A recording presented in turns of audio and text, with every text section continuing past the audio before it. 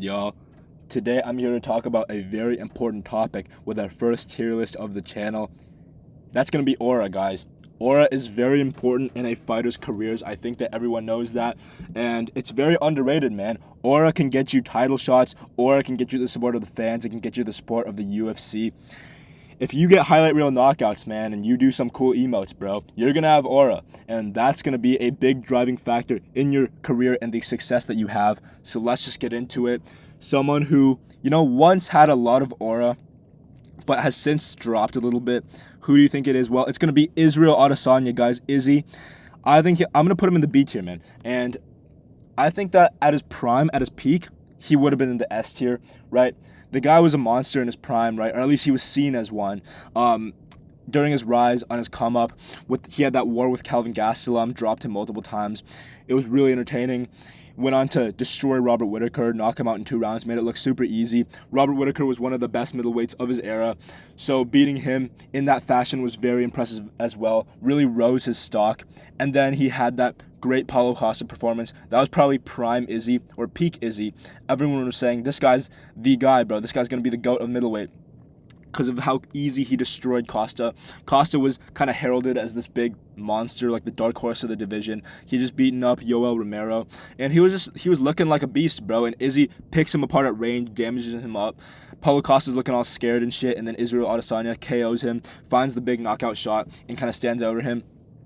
Israel Adesanya, at that point, would have been an easy S tier in terms of aura. But at this point, he kind of lost a lot of that aura when he had those boring fights in the middle of his championship run. And then he lost to Alex Pereira.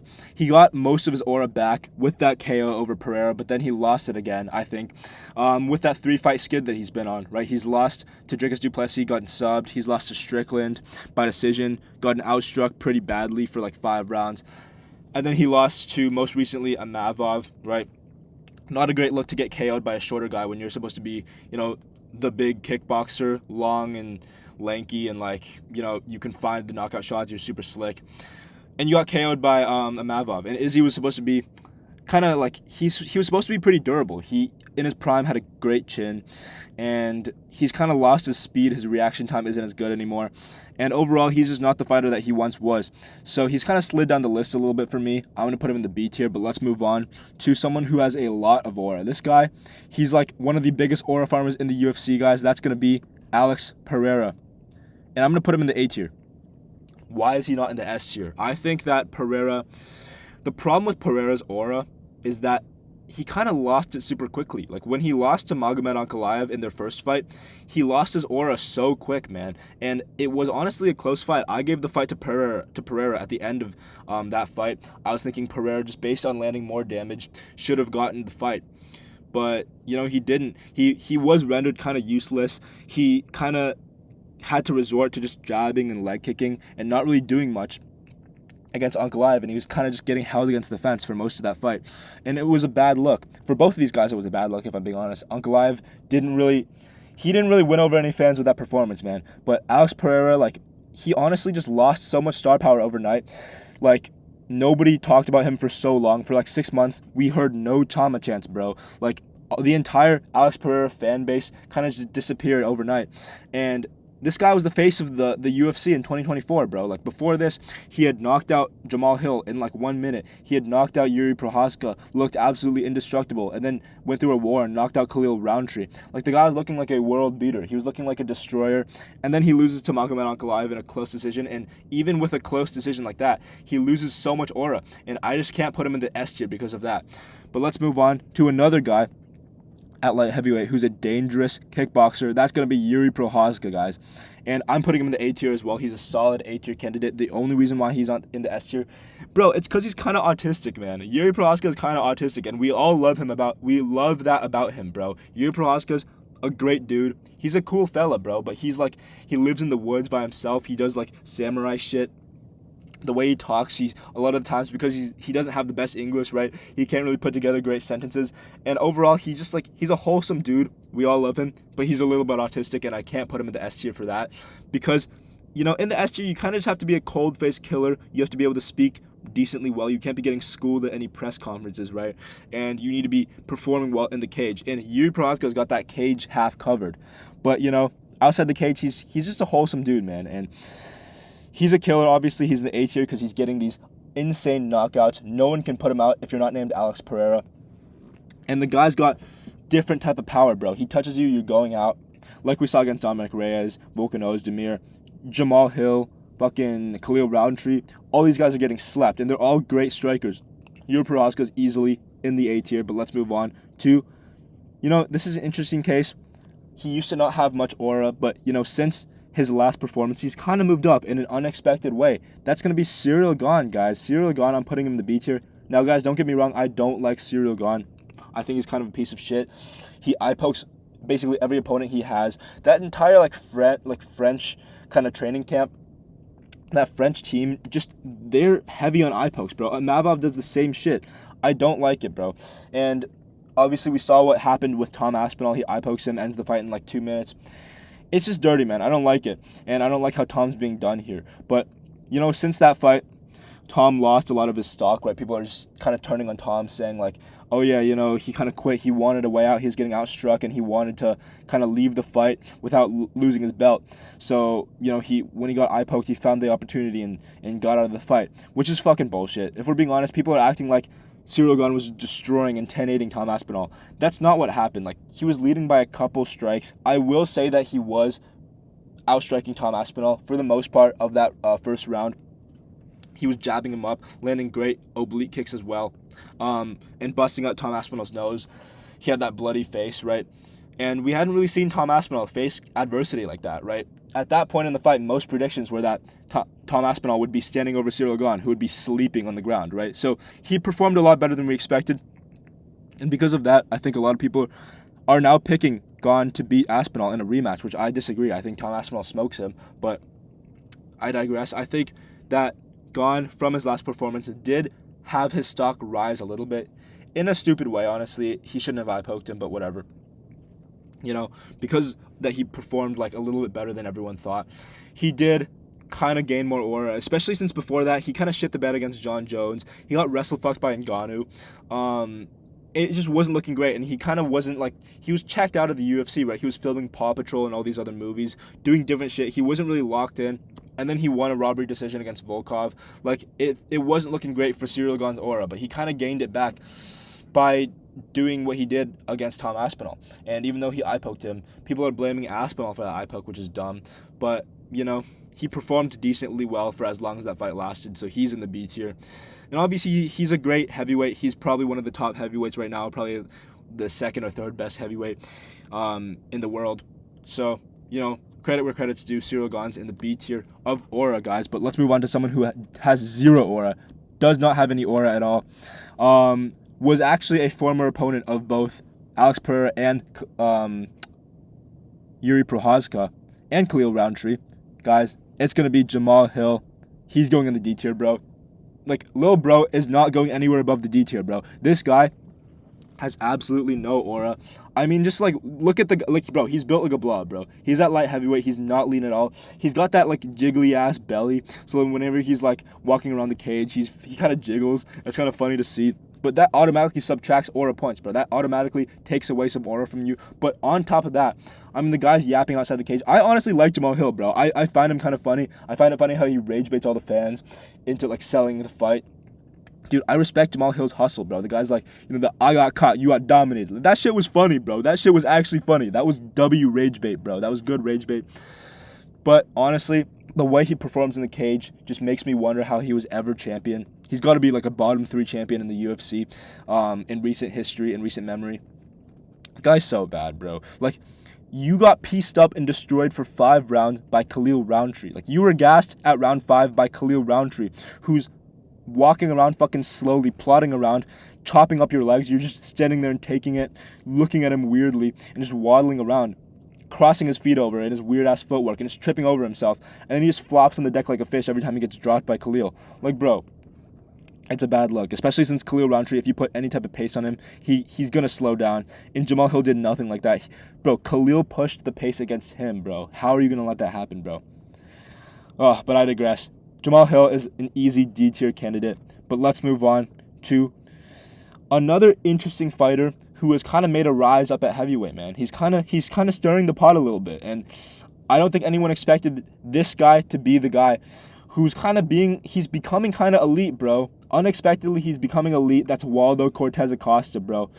I'm putting him in the C tier in terms of aura, though, because I just feel like you can't, bro. Once he loses a fight, if he ever loses a fight pretty badly, he's going in the D tier, bro. This guy, his aura is purely based on the fact that he's been winning recently.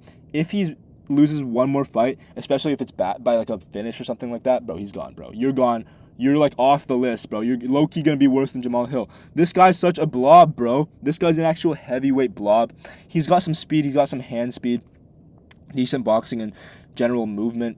He actually knows how to circle and cut off the cage, and he knows how to counterpunch, which is surprising for a heavyweight. But, you know, he's put together a decent win streak. He's beaten some decent names.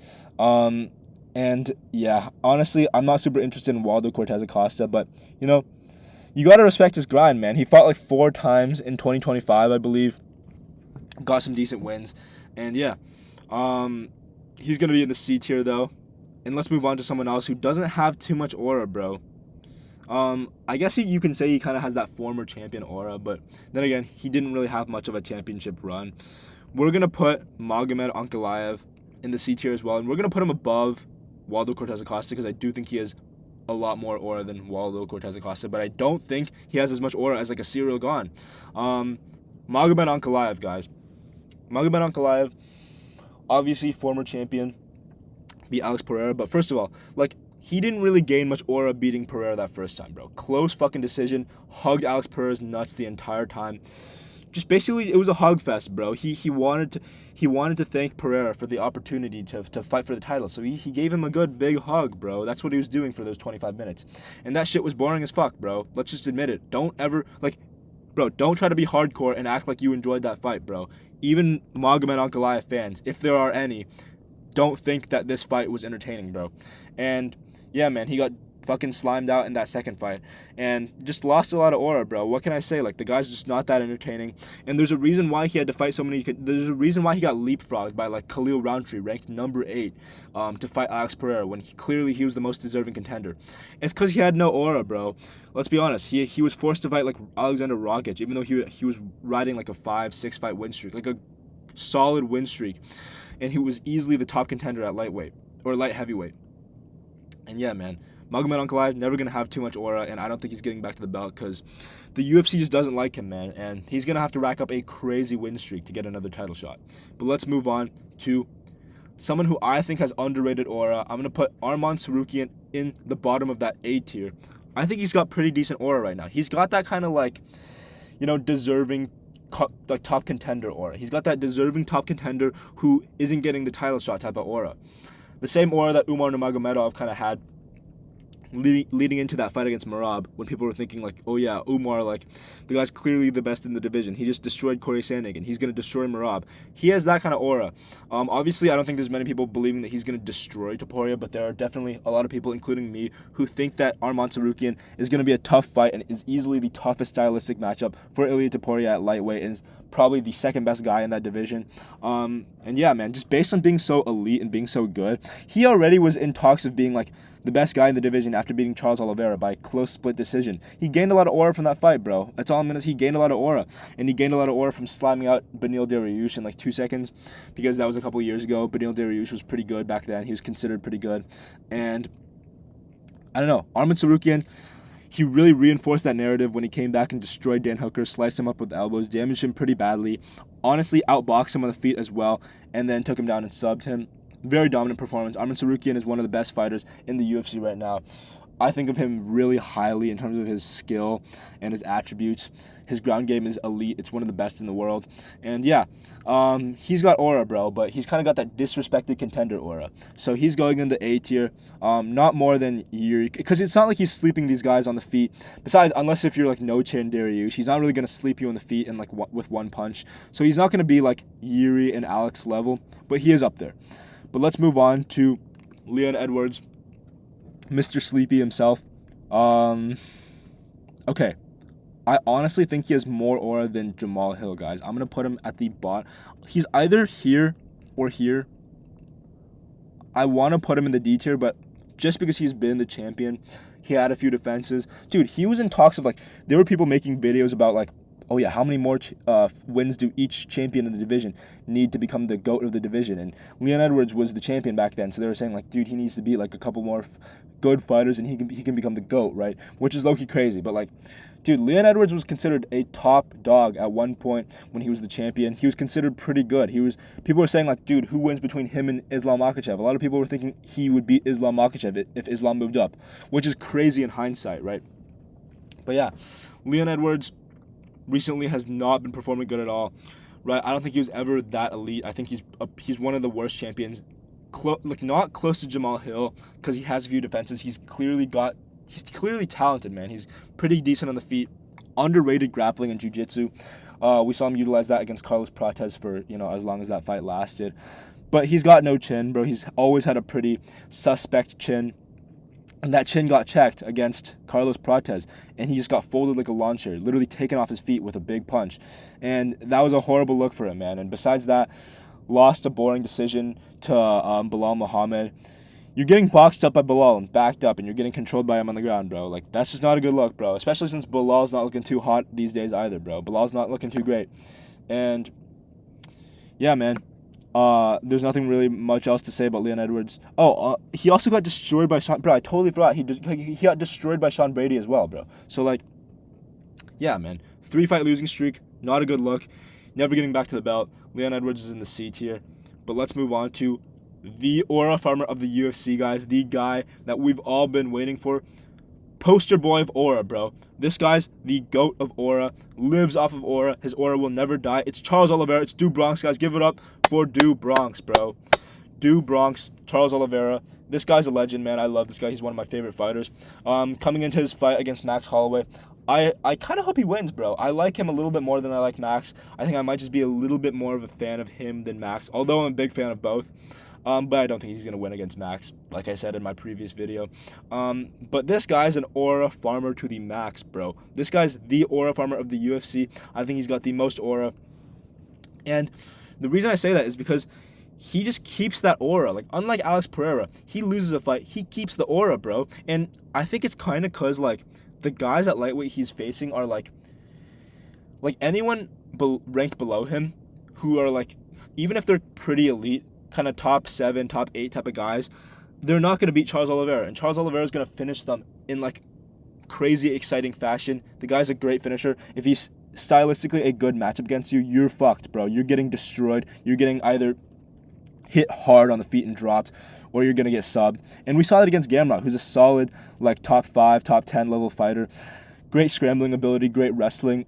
Gets destroyed on the feet. Oliveira just walks him down with no respect, and then just out-wrestles him and takes him down, subs him by rear naked choke, makes it look easy. Like, if you're ranked anywhere below Oliveira, you're getting destroyed by him, which is why, like, he keeps that aura, man. He's always going to be one of the best fighters in the division, even if he's not the champion. And then against the select few guys who are actually better than him, guys like Arman Tsarukyan, guys like Ilia Topuria, maybe even like a Max Holloway. Like, these guys are always, they're considered like all-time greats. They're all considered amazing fighters, elite level fighters. So if he loses to them, he has that built-in excuse. Fans are going to be like, oh yeah, but he lost to, like, the number 1 contender, or he lost to the champion, like, on his way to being the GOAT of the sport, right? So, like, you can't really knock Charles Oliveira for losing to these top guys.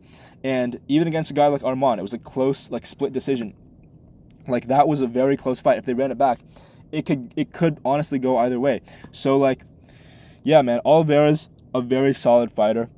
He's really good, and honestly, like, even when he lost to Ilia Topuria, when he got knocked out brutally, no one was knocking him for that. No one was saying, oh yeah, Oliveira's washed, bro. I literally was scrolling reels, and I saw edits of Oliveira getting knocked out, and it would flash back to his title run when he knocked out Chandler, and he, like, destroyed Poirier and destroyed Gaethje.